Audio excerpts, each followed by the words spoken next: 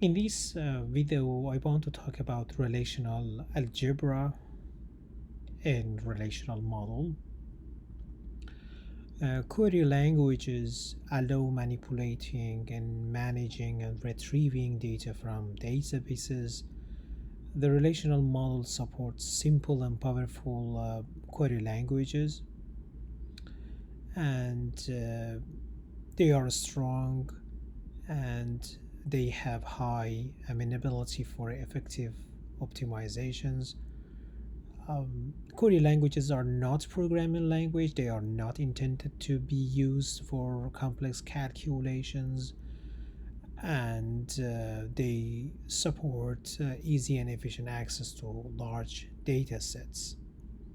The input and output of a query are relations in relational model.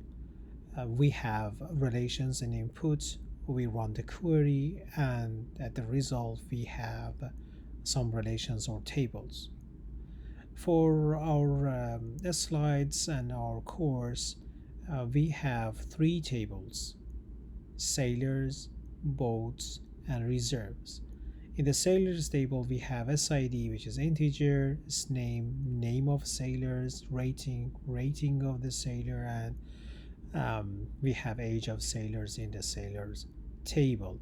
We have boats, including boat ID, a boat name, and we have color of boat as well. And we have reserves, including information which sailors reserves which boat, right, and a specific date. So on the left side, you can see an instance of sailors table, including three records. On the right side, you can see another instance of sailors table with four records, and both instances have the same degree, four columns they have.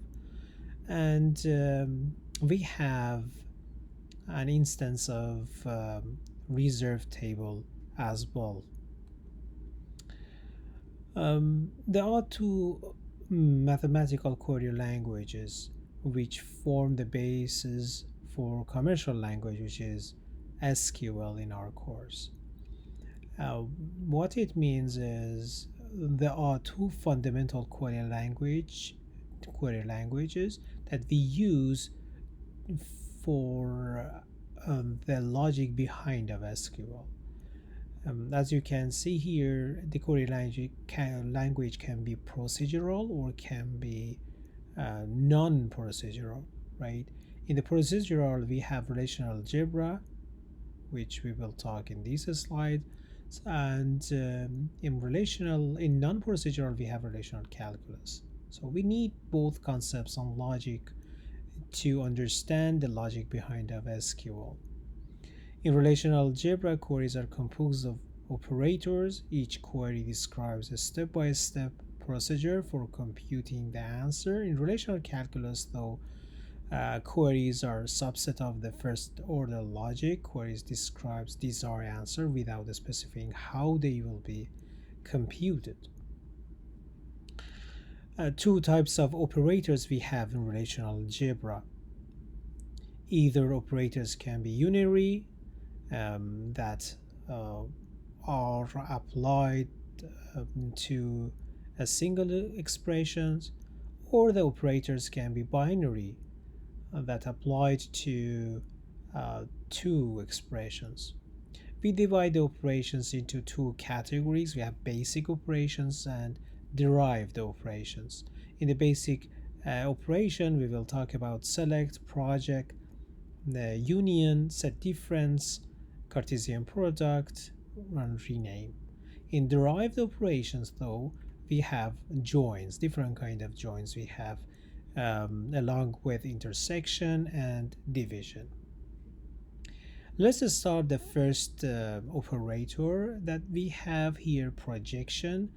In projection, we have a list of attributes or columns that we want to get from our relations or table, and we denote each operator with a specific letter is a Greek letter. For example, here we have pi attribute list, and in parentheses we write relations. And what this projection mean? It means project out attributes that are not in the attribute list. Or in other words, we want to select some columns from our tables.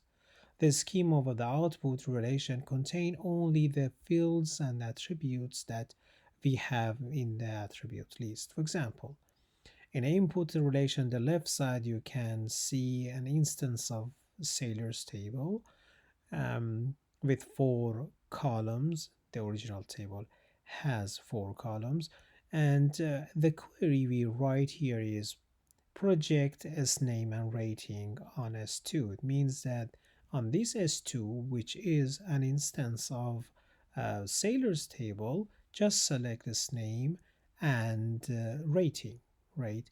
And the result will be just two columns, right? The records are the same, but the columns are those columns that we selected here, right? The second operator is selection. And in this selection operator, we select some rows. So the input table and output table have the same structure, same number of columns, but we have less rows at the output. Um, Duplication is always done in relational algebra and calculus, not in SQL. In SQL, um, we should remove the duplication using some comments, right? So in the left side, you can see the same instance of sailors table. The query is select rating above 8 on S2. So this is S2, an instance of sailors, a table, but the condition is a rating should be greater than 8. And on the right side, you can see the output and the relation is um, some rows. We can see the rows that satisfies this condition, rating above 8. Which sailors have rating above 8? Just an SID 28 because the rating is 9, and we have SID 58 because the rating is 10, right? And we have two records. Um, the The next slide explains how we can use both select and project operators together, right? The output relation can be input for another relational algebra operations. For example, here you can see that we use projection, and but inside of projection we have selection. So what does it mean? It means that because relational algebra is a procedural, we start with the parentheses, right? The nested parenthesis we have here is selection. So the query selects those rows that satisfy this condition. I mean um, those rows that the whose rating is greater than 8, and you can see the intermediate relation for this blue box here, right? And after that, it says that from the result, just select name and rating. So from this intermediate relation, we just need name and rating, and these two columns will be selected, and the final output relation looks like this table. Um, Another operator is union. The two input relation must be union compatible. It means that we want to merge or combine two tables, right? They should have the exact number of the columns, and their type should be the same, and the order should be the same. And we can merge the records of two tables, and the final output will be a list of the records that exist in both S1 and S2. right? We call it union and we show um, the operator as U. Okay. And another operator is intersection that selects the records that exists in both R and S. In the previous operator, we selected those records that either exist in S1 or S2, but in intersection, we select the records that exist um, in S1 and S2 at the same time. So we can see 31 exist in S1 as well as S2, and we have 58 which exist in both tables. So with the intersection, we have the same condition here. I mean, when we want to find the common records between two tables, they should be union compatible. It means that they should have exact number of columns and their data type should be the same and the order of the two tables should be the same as well. Difference or minus um, is another operator that we can use. Again, the two tables should be union compatible, and we are interested on the on the records that exist in um, first table, which is R here, but not in S. Okay. For example, here we are looking at the records that exist in S1 but not S2. Here we can see 31 and 58 both exist in S2 but not the first one, 22. And that the final output you can see, and the output will be 22, Dustin 7 and 45. And as you can see, like the union and the intersection operators, the output relation should be exactly the same in terms of number of columns and data type. So the structure of the table for these operators are exactly the same, but the difference is the number of records and type of the records that we have. Cross product, or we call it Cartesian product, um, is a type of operator that each row of the first table is paired with with each row of the second table. Okay, the schema of the output relation concatenates S and R schemas. R and S might have the same field. Sometimes this is a conflict, and we should um, specify the columns that is common using the relation name or table name. And we can use renaming, for example, the operator to rename a field or column in our table. All right, if you want to rename a column, for example, we can use this notation. And as you can see here, we have a F column that we want to change it to E. As an example for cross product or Cartesian product, you can see on the left side we have a table S1, and the right side you can see we have a table R1, and we want to do a Cartesian product, and each row of S1 will be repeated with the rows of all the rows of the R1. And as you can see, we have 22 two times here. Each um, is with one of the records of R1, right? The same for all the rows of S1. At the end of this result, we can see that we have six rows here, and as you can see, the result of this operation, the number of records will be number of records of S1 multiplied by number of records of R1. This is through 3, and then the right table is 2. 3 times 2 will be 6, right? And on the left side, you can see we have four columns, and we can see these four columns. The right side, you can see we have three columns, and the output result will be um, will have seven columns, right?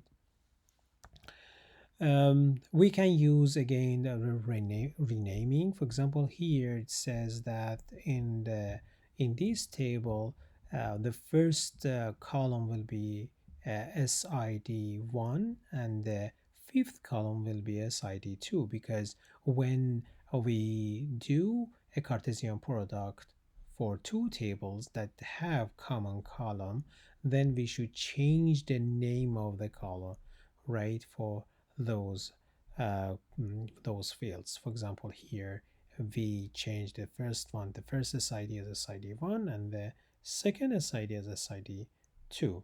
So the final result of this operation is SID1 as name, rating, age, SID2, BID, and day. Sometimes we need to use rename to avoid conflicts. Um, Conflicting two tables. The next important operator, which is used a lot in relational model, is join operation. Join can be defined as a combination of cross product or Cartesian product and select operations. We have different kinds of join, um, and we can use conditions, for example, to join to restrict the results, right? In the next slide, we will go through each join um, condition. The conditional join. Conditional join is a kind of join that we have conditions when we do a Cartesian product. For example, on the left side, you can see an instance of the table. On the right side, you can see another instance of the table of reserve table, right? And we want to a Cartesian product, and we want to specify a condition when we want to do a Cartesian product, and the final result will be a joined operation, including the condition that we have here. For example, SID on the left table should be less than the SID on the right table. So it includes all the rows from S1, for example, the 22 and 58 are two rows that can be joined together because 22 is less than 58.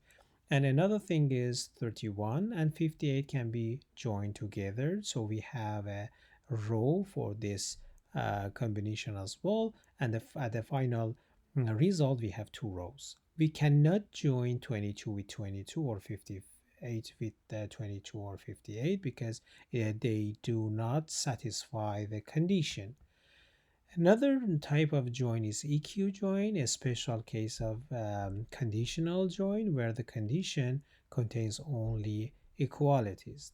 The scheme of the output relation is the same as the of that of cross product or Cartesian product, but the only difference between EQ join and conditional join is the condition here is equal, right? For example, we want to find the records that exist in both tables on that specific column. For example, SID22 will be joined to SID22 here, and we don't have any equivalent SID for 31 in the second table, but we have 58 in the second table. So our result will be two records, 22 and 58, right? And as you can see, here we have two rows at the uh, result table. Natural join is a kind of key join, and the difference is um, we in the natural join we join on all the common columns that we have in two tables. If two relations do not have common fields, the natural join is simply Cartesian product. But if we have one column or two columns that they are common in two tables, we should join based on those columns. So we don't specify any column here in the natural join. We just say that, okay, just join two tables, S1 and R1, based on their common columns. If they have just one SID, that's fine. So just join two tables based on a SID. But if it has two, three, or four common columns, just join based on the common columns that they have. Division is another operator. It is not supported by MySQL or, as far as I know, Microsoft SQL Server. But what does it mean? Let's consider that A have two fields, X and Y, and B have only one field, Y. Um, A over B contains all the tuples or records from the first table, such that at every tuple, every Y tuple in B, there is an XY tuple in A, right? Or if the set of Y value, let's assume that we want to find the sailors that reserve all the boats, right? If the set of Y value associated with X value in A contains all Y values in B, then X value is in this operator A over B, right? Or A divided by B. So formally, we can consider this formula in X. There exist um, X and Y, right, that belongs to A or the first table. Um, and for all Y that we have that belongs to B table, right? For all the rows that we have in the second table, there should be an equivalent rows in the first table, right?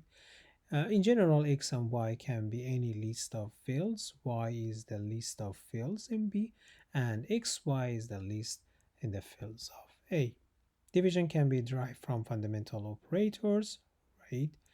Um, um, we can have an example regarding division to clarify this operation. For example, here on the left side, you can see a table that we have supplier number and the product number, let's assume. And we have different kinds of um, supplier number, and we have different kinds of product number, right? And for each scenario, we want to calculate A over B1 or B2 or B3. Let's assume that we have only one product, P2, right? And we want to divide A by B1. So we should find the rows that exist P2. It's simple. So S1 and S2, S3, and S4. Let's assume that our the second table um, has two rows, P2 and P4. We should look for the rows that include both rows, right? Here we can see that S1 has P2 and P4, so we can consider the S1 as a result of this operation. And another thing is from the S2, I don't see that S2 has P2 and P4, but I can see that S4 has P2 and P4 at the same time, so S4 will be another um, row uh, in the result, right? And the third scenario is our second table has three rows, P1, P2, and P4. We should look for the rows that includes all these three records, and just S1 has three rows, P1, P2, and P4, all at the same time, so the result will be S1, right? Um, let's see some examples. We have a sailor table, we have reserve table, and we have boats, right? We want to find the name of sailors who have reserved boat 103. Okay, to find the sailors who reserve 103, we should look for records in the reserve table because all the information regarding reservation is in that table. So let's find the SID from the reserve table. So the first approach is we use select to find the rows in the reserve table. So we can write down here select bid equals 103 from the reserve table, right? And we rename it or we call it temp1, right? After finding the SID, then we can use join to find the sailor's name. So we join temp1 with sailors and we call it temp2. And we don't need all the columns from this result, we just need the S name. So we use that. The second approach, which is equivalent to other approaches, is we use parentheses. For example, because we need information from both reserve and sailors, then we can join these two tables um, and after join we select the rows that we want. Here we want just BID, so it will be 103, and after this selection we just need the sailor's name, so we use projection to get the sailor's name. Okay, another thing that we can do is because we don't need all the rows from reserve, we just need the rows that has bid equals 103 there.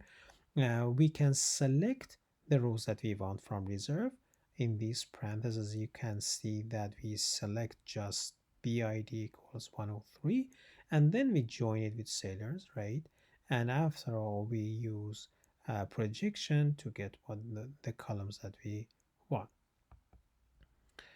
The second example says find the name of sailors who have reserved a red boat.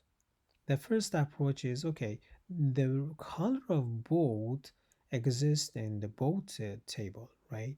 But we cannot find the reservation information based on um, boat color, right? We should find the boat ID. So let's find the boat ID then. So using this parenthesis, we select color, we select the boats that that the color of the boats is red, right? So we select some data here and some records, and we have BID now. Then we can join it with reserve to get the sailor's ID, those sailors that reserve that specific um, boat, and then join it with sailors to get the name of the sailors. If we wanted to get the sailor's ID, we didn't need to join it with the sailors, right? But now, because we need to get the name of sailors, we have to join with sailors table. Alternatively, we can um, answer this query using the second approach. For example, from both stable, we just need the BID because we don't know what the BID of the red boats. We get the boat IDs for red boats using projection. On the left side, you can see that we select the BID of the red boats, and then we join it with reserve to get the SID, and after that we get the SID from this result. When we have SID, it's simple to get the S name. We need just to join with sailors, and finally we get the name of sailors using projection. Next example, find sailors who have reserved a red or green boat. So now we have to find the BID of the boats that the color of boat is red or green.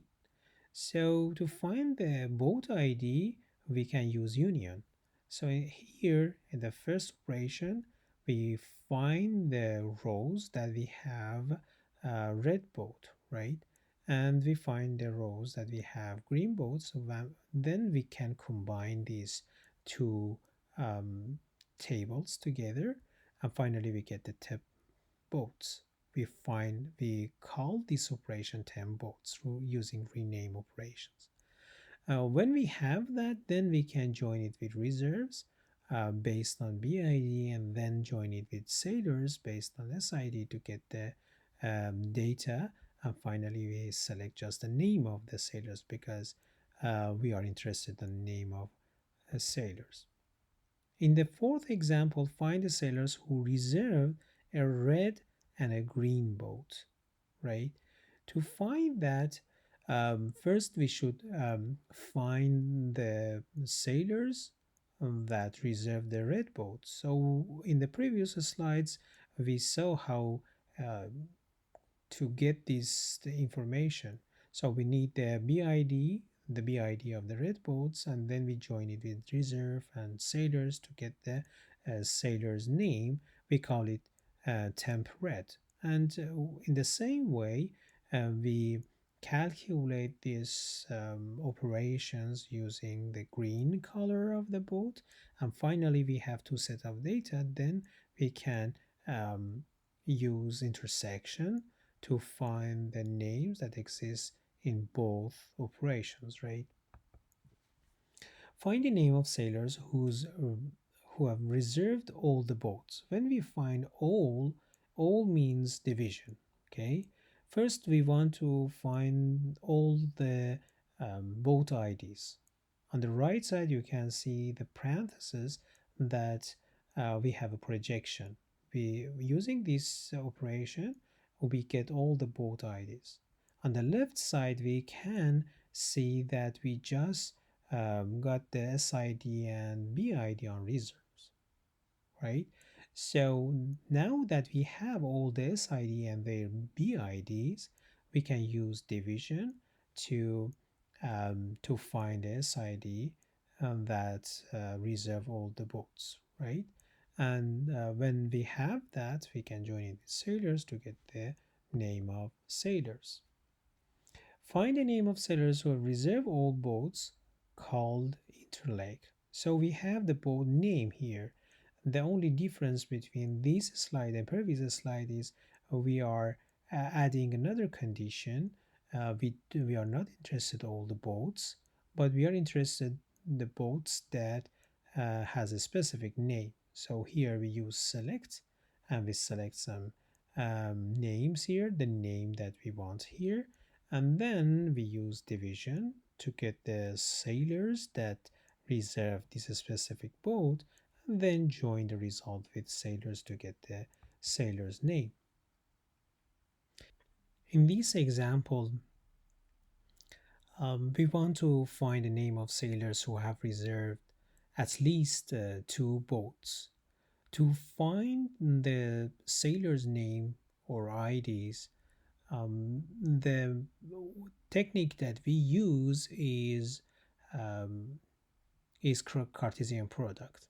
So to be able to find the sailors um, that that reserved more than one boats, we use Cartesian product to have two tables next to each other.